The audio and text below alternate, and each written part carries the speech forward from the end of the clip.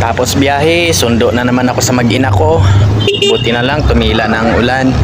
Ay nako, hindi pa nagre-reply ang asawa ko. Hindi ko alam kung saan sila dito banda naghintay sa akin.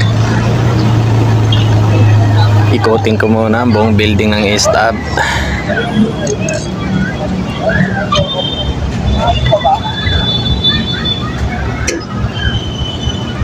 Baka sa baba sila.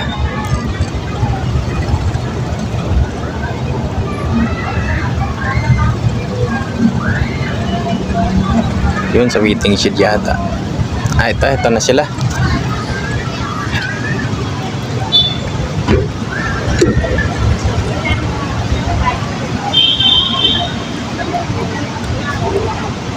Ay, natutulog pala.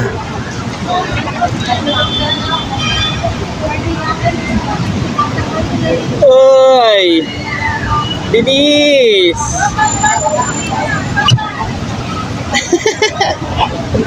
O bakit? Ha? Ulan. Umuulan nga eh.